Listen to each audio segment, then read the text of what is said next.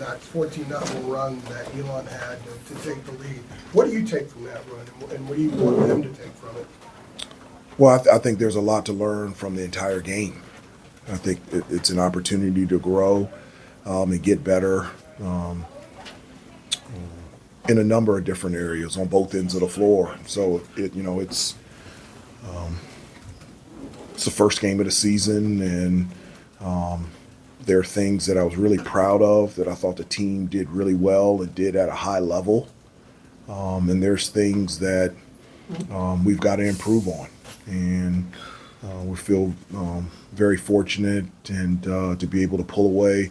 I think Elon was up 73-71, and we talked about in the huddle, how are you going to react, how are you going to respond, and that this is actually the perfect game and a perfect situation to be in, is because this will help us grow. This will help us get to be the team that we want to become. And so from that standpoint, there is a lot to learn from it, and it's nice to learn from it from a victory. Hubert, did you feel there was anything in particular you guys maybe got away from doing that allowed Elon to kind of come back and eventually take that 2-point lead? Yeah, just from a defensive standpoint, in the second half, for the first part of the second half, they were shooting 60% from the field. They shot 50 in the second half.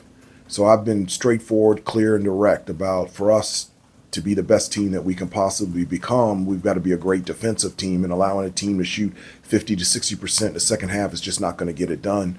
And then on the offensive end, just being able to get the shots that we want. Elon does a really good job of mixing up their defenses, going from man to zone, and at times I felt like it took us out of rhythm. And in terms of the shots that we were trying to get, and there were a lot of times we were shooting shots up against the shot clock, and then we started to find a rhythm in terms of what we needed to do on the offensive end. But the defense in the second half was not at the level that we want to play at. Hubert, as you said, you guys are trailing in the final, 6.5 minutes of the game. What was your message at that point to these guys about responding? Yeah, I was sorry, guys.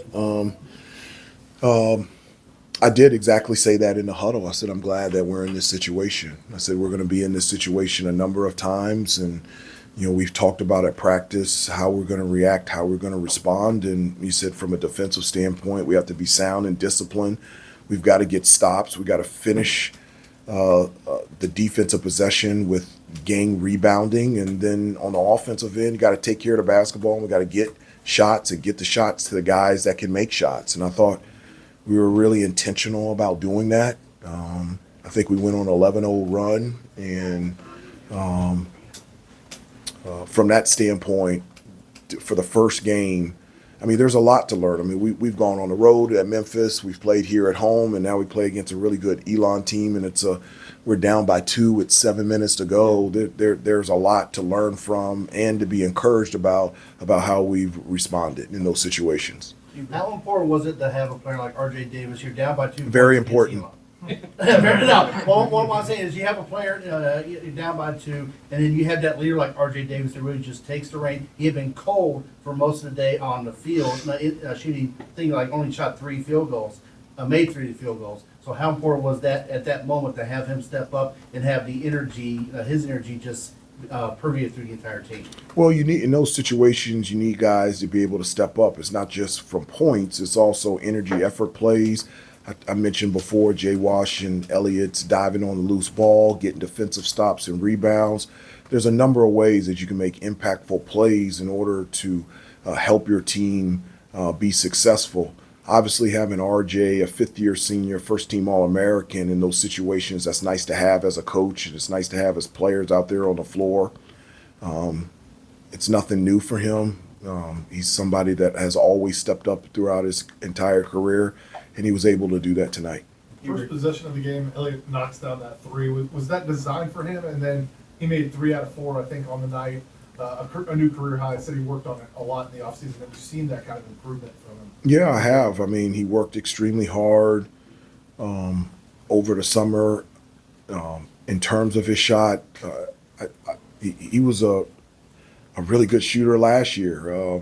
Shots just didn't go in. I think the biggest difference in terms in regards to his shot is just the times and the shot selection. You know, he's so much more mature and poised out there on the floor, very confident, understands when to take a shot, when not to. Obviously, his ability to distribute the basketball, he's playing at a high level. Hubert, Seth said that the guys maybe got a little selfish in the second half on offense when Elon was making their run. Did you see that from where you were, and what do you think contributed to that? No, this is not a selfish team. There's not one bit of selfishness on this team. I've never seen that since this team has come together. I didn't see that tonight. That's never come into my mind in regards to this team. RJ Elliott, Couple more. RJ Elliott and Seth combined 56 points. Do you think that cohesion between those three is natural, or has it been built up in the past couple of months in practice and stuff like that? Well, I mean, those guys, I mean, we need them to step up every night, and they've done it in practice. So for it to play out in a game is not surprising to me. But for us to be the team that we want to become, everybody has to step up. It just is what it is. And so we need everybody playing at a high level. And when everyone is locked in and playing at a high level, this is a team that I think has really good potential. Drake Ian moving got forward. pretty good minutes tonight. The freshmen, Drake and Ian, got pretty good minutes. How did you feel about their impact in their first game? Yeah, I thought they did some really good things, both Ian and Drake. You know, one of the things that they just keep getting better every practice and every game. You know, one of the things that I think people lose sight of is just the transition from high school to this level is real. And so you can be first team McDonald's All-American and still playing at this level. It takes time, and I really love how they have bought in defensively.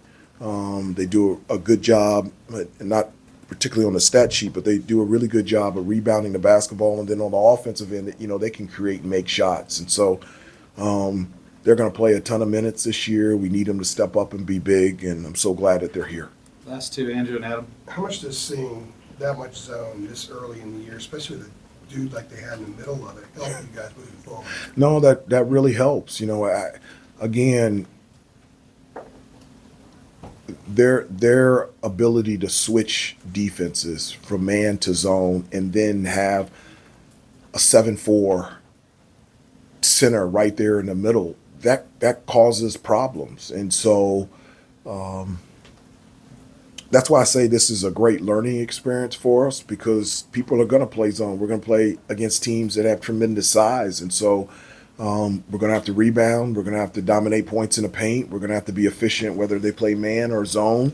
And this really gives us a blueprint on things that we've done well, that we continue to reinforce, but also some things that we need to get to work on.